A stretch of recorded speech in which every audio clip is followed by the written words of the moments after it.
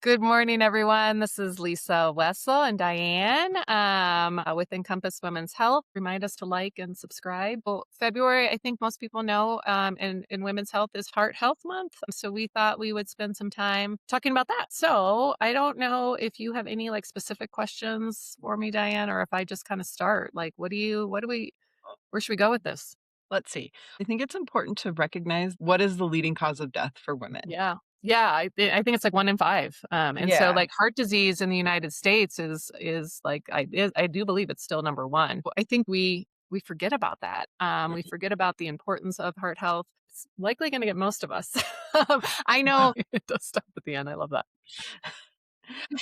I think, just I feel like cancer is really scary described, or it can be really incite a lot of fear, but for some reason, I don't know that cardiovascular disease has that same leverage, even though it's very powerful, and even though it is a leading cause of death. So what is heart health? We get our blood taken, and we're looking at blood pressure, we're looking at cholesterol and plaque and all of that, which because you can't see it, what is cardiovascular health and why is it important? And what are the numbers associated, and how does cholesterol have to do with your heart and blood Okay, pressure and all all of that? that. I would say, I think people sometimes get in their head that there's like not like we don't do routine screening kind of thing. And like we actually do. It's like every single time you go to your provider. So when we're checking a blood pressure, number one, like that's going to be in a correlation with your heart health. And so when we're checking a blood pressure, which is a very simple, nothing kind of thing. And this is why it is important to be seen by some provider at least once a year. And because one of the things is your blood pressure. And so if you go, I mean, you go to the dentist, not that it's always the most accurate. They do, a lot of times they'll do the wrist one. Like I Yeah. really do like the standard old cuff where you're pumping it up. And listening, but basically you're looking at your blood pressure, which is your systolic and diastolic, which means the high number is when your heart is pumping. How hard does it have to pump to get the blood out? And then the diastolic is when the heart is relaxed. How hard is it for the blood to get back? And so that's an indication of maybe like your vasculature of how if I'm pumping, can I pump and everything goes where I want it to, or is your heart like God damn it, argh," This is and hard. having to work really hard, and more importantly, when your heart is at rest, which is again your heart is right, so the rest is just it's pretty quick, but when it's allowing all the blood to come back, how hard are the vessels? Are they like oh my god trying to get it back in? And so when like if we're looking at just a standard blood pressure, when people ask perfect blood pressure 120/70 or under, some people run low and they're fine and it's not an issue. And I was tell them like, if your blood pressure is 100/60, that's fine as long as you're not dizzy, you're not lightheaded, you're not short of breath. If all of a sudden that was happening, that would be a problem. Symptomology is again, they call it like the silent killer because people don't know that their blood pressure is high. They don't until it's been checked. And the definition of hypertension is going to be like 130/90 if it's that or above at 2 consecutive readings at least 4 hours apart. So if you see a high blood pressure, say you came into the office and I checked your blood pressure and it was elevated, and I checked it again, it's not that's not really fair. You really need to say like, "Hey, well, let's check it next time when you come in," or, like, "Let's have you come back and check it." And if we consistently are seeing it elevated, then that's when we're like, "Hmm, what's going on here and why?" Since women's health, that's not my specialty, but there are things that we start to look at. Like you can go, okay, well, what is your cholesterol? What does your cholesterol look like? It's not always going to be the end all be all of like cardiovascular disease, but there are specific other markers besides your total cholesterol, your HDL, your LDL. Your triglycerides, those are all important, but it's an old test. It's like 80 years old now, where you can do additional testing where you're looking at how well does my HDL get moved throughout the body? How well does my LDL? Is there a lot of inflammation in the vessels of my heart? Because there's testing now that we can see that where maybe your cholesterol breakdown isn't this perfect little box of everything that we think it should be, but there's no inflammation. Like things are like and it looks fine. You can do like a phenotype of your cholesterol, like Are you clearing the fat? Like, does everything look normal? So you can get like a really good view of that as well too.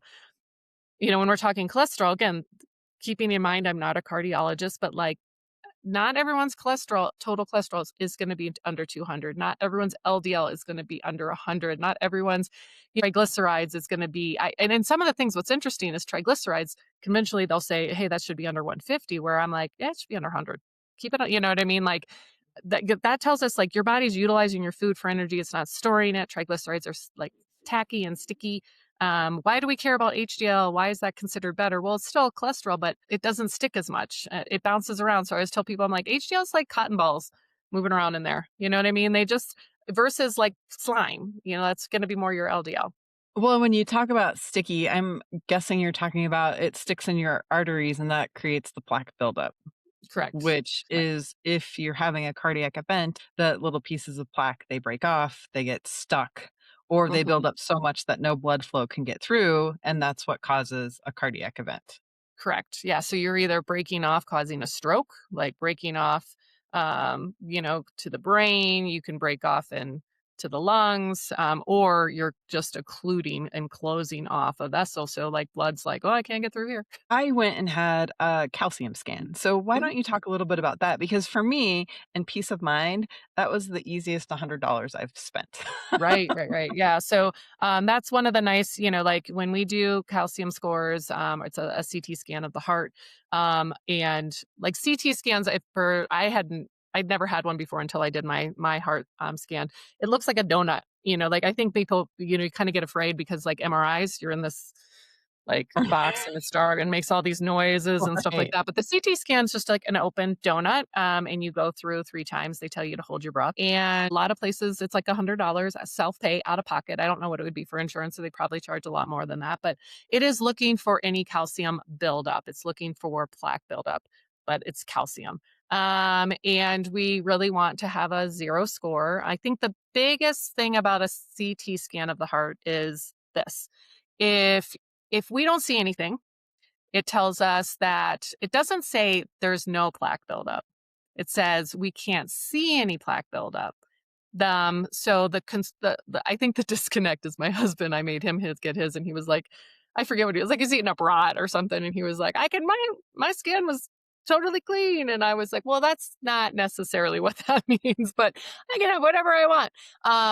The analogy you give is this: when you see an iceberg, if you can see it, it's above the water, it's below the water. Mhm. So, but just because you don't see it above the water doesn't mean it's not below the water. Right. It just isn't enough yet. And so, the good and bad of a CT scan is like these are stable plaques. They are likely not going anywhere, even if we see them.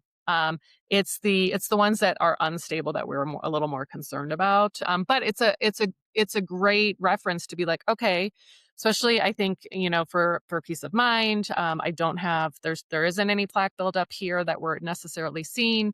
It doesn't mean I can eat whatever I want. It just means like, okay, where I'm in a pretty good spot.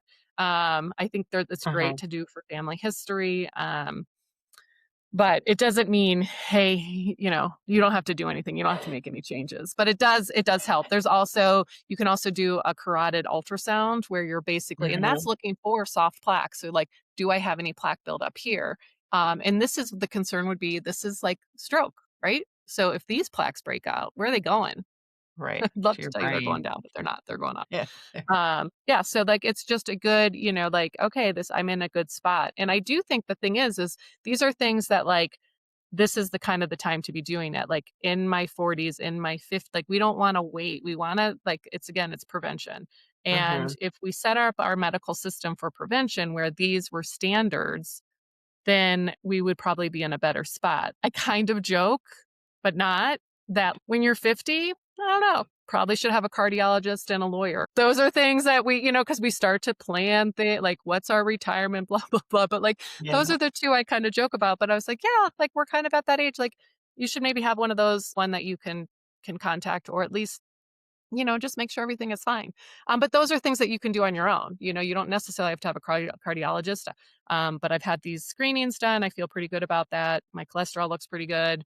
I'm exercising. My blood pressure looks good. You can pretty like feel pretty good about it moving forward as far as prevention.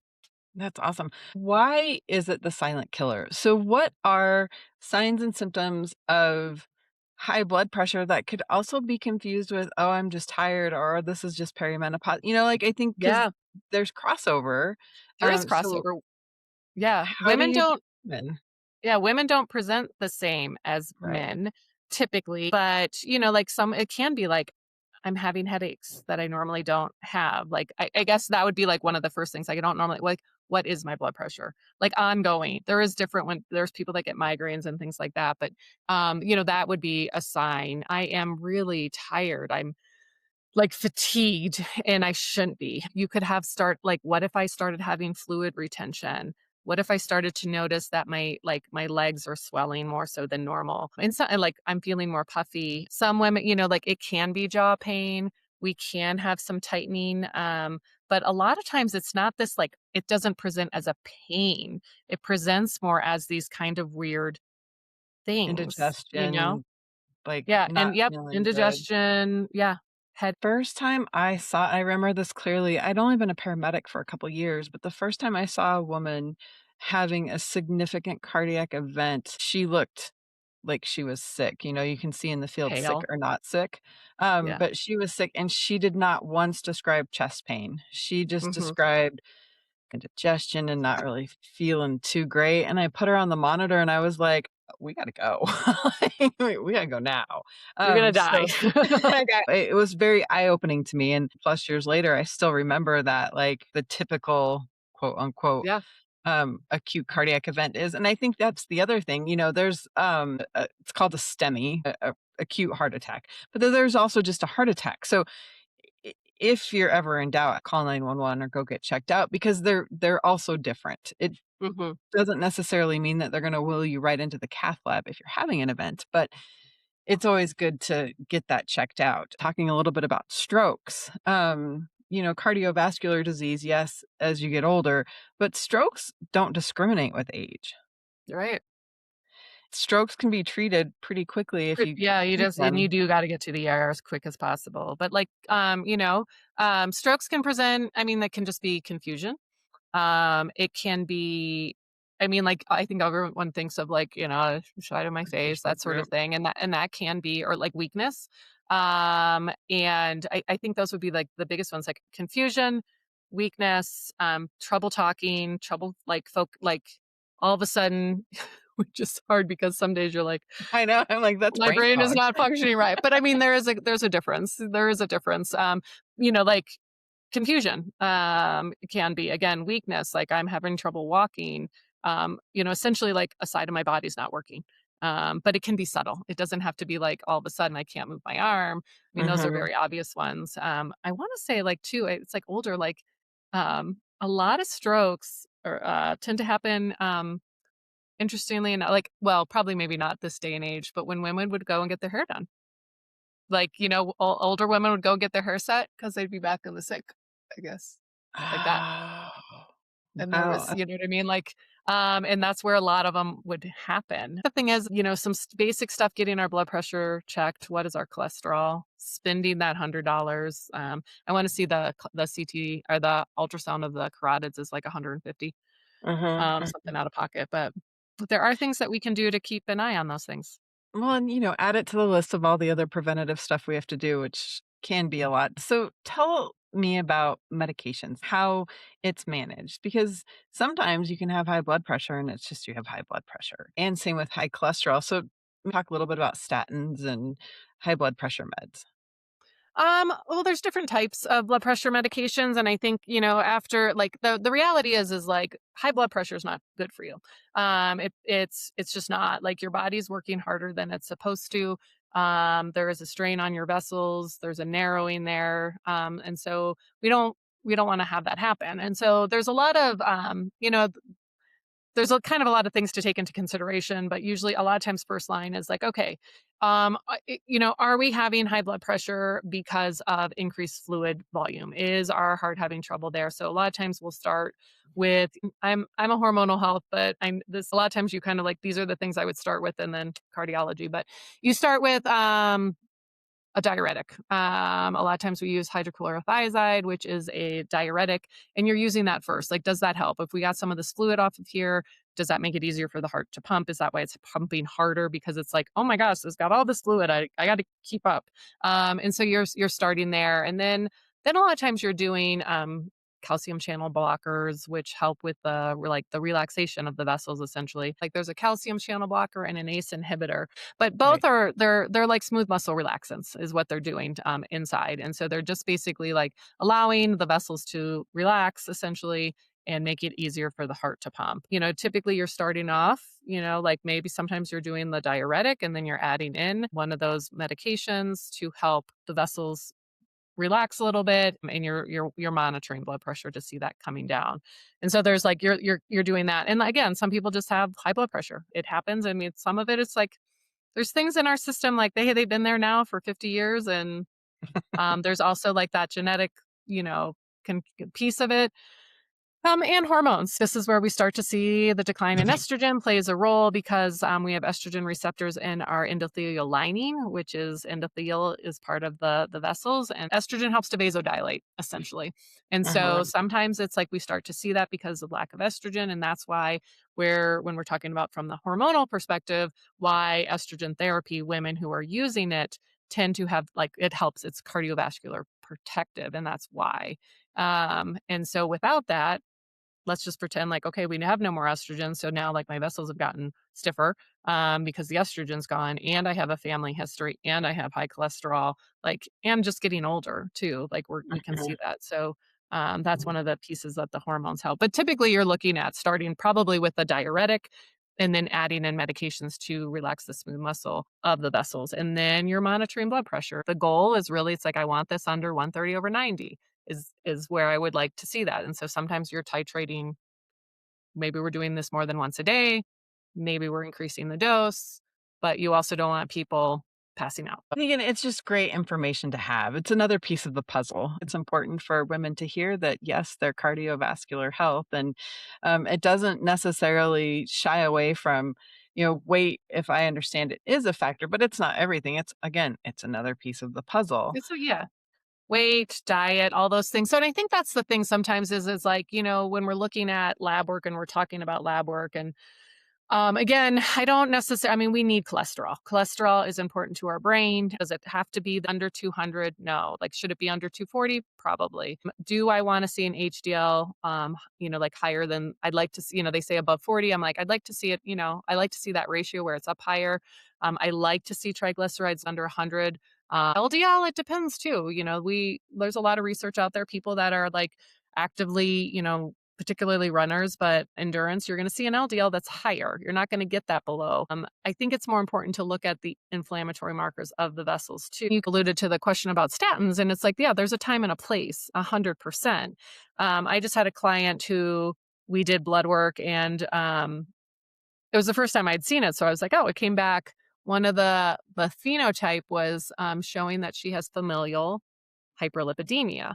And so the reason her LDL, it's basically saying this is a genetic reason, Ah, which was pretty cool. And so we just had a conversation like, that again, this isn't my specialty. I think it's a good idea. And to have you see a cardiologist and get their intake on this. I do think it's probably a good idea to get, like some screenings done, visualizations. This person has had high cholesterol forever. Like she said, since I mhm, was young. And I was like, yeah, and I think there's that piece too, like you wonder, like that's a different scenario than someone right. like if you've had high cholesterol since you were a child because of your family history, like what does that mean? Like when do you have to or do you have to do anything, or is it just more of like let's see what the vessels look like? I think those are people that need to be really like, yeah, maybe you need to have like an echocardiogram. Like there's, like what is going on prevention wise? Do we need to put a stent in before this closes? Like let's try to Mhm. find things before they happen so people aren't having a acute event. We have a awareness of this. So it's kind of interesting too. I thought if like, you're coming to me now, I'm seeing you now for the first time in your late 40s, early 50s, and you've had this your entire life. Shouldn't you have a cardiologist? Right, You know what I right, mean? Like, I don't know. It's just right. things to It's think that about. shifting paradigms, and it's part of the healthcare team, right? So Yeah. along with a cardiologist, a nurse practitioner, maybe a primary care doctor and a lawyer and maybe a therapist and a coach and a Yeah. nutritionist. Yeah, there's a lot of ways to go to just make sure that you have the support. One other question that I have then, and we can wrap up the cardiovascular talk, is tell us a little bit about kidneys and why are kidneys and your heart related? What goes on with your kidney can directly impact what goes on with your heart. It's a fine balance.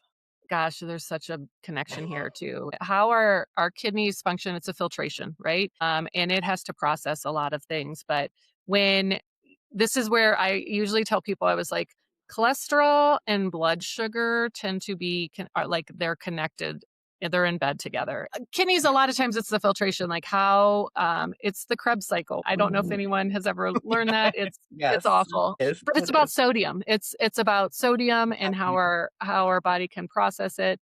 And if our kidneys aren't functioning well, it can put us at risk for hypertension and then like blood pressure issues is like kind of the quick and easy dirty answer. But I guess it would be like it's all connected.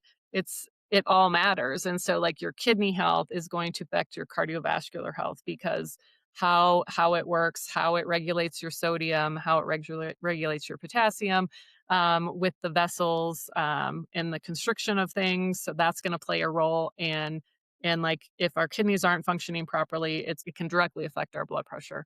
And the kidney health, like that's, like you can, if you're looking at kidneys and all of a sudden, like, why is there protein in your urine?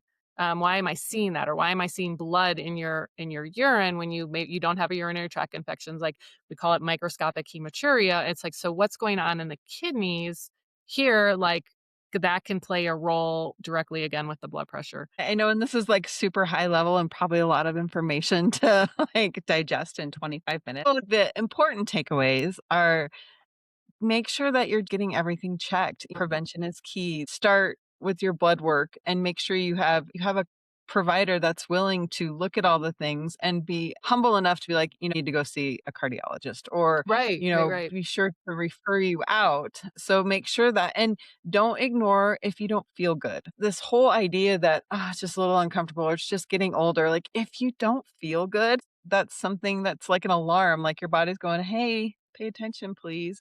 And if you Mhm. can catch it when it's a whisper during the prevention phase, then you can get ahead of it a lot of times.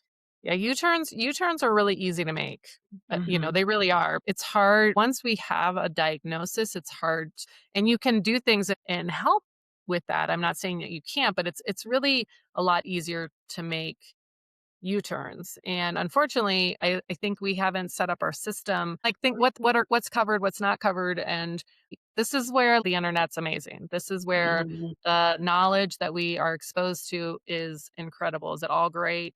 No, it's overwhelming, all of those things. But like we are becoming more aware as a society of like what are our options and what can we do where before we were not. I don't necessarily agree with like the direct to consumer all the time, but there's stuff on the TV. I think there's a new one out there that's talking about a urine test and it's like you can get a test to like how is my kidney functioning and if this is off it can be a direct correlation to like heart health. But there's information there. You can find it and you can ask for it. And sometimes if you're talking to your provider and you're like, "Hey, I'd like to do this testing," and they say no, the next question is why. I always look at it as we're having an adult conversation. You're not 2 years old, so it's not a because I told you so. Mhm. I know as providers, people get frustrated, you know what I mean? Because it's like, I know more. And it's like, yeah, that may be true. You've gone to school, you know what I mean? But it's okay to ask. It's okay to like, Mhm. well, can you help me understand that? And if you can explain to me the the why, then that's helpful. But if the answer is just no, that's not really an answer then. It's free to get other opinions. Yeah, You yeah, don't have to just get one yeah. opinion. And sometimes I will tell you this, sometimes the answer is, "I can order that, but I don't know what to do with that information." And I think that's an okay information. Or sometimes it's like, I will order that, and if it's anything's abnormal, then I'm gonna have to send you to the specialist because I'm not that's not in my wheelhouse, and I don't feel comfortable managing that, and I think that's reasonable, as Yeah, well too, because if I'm gonna send someone to a cardiologist, I personally, as a professional courtesy, here's all the information I have. This is how far I was able to get you, so when my patients come to see you, we're not discussing doing these labs, we're going over them.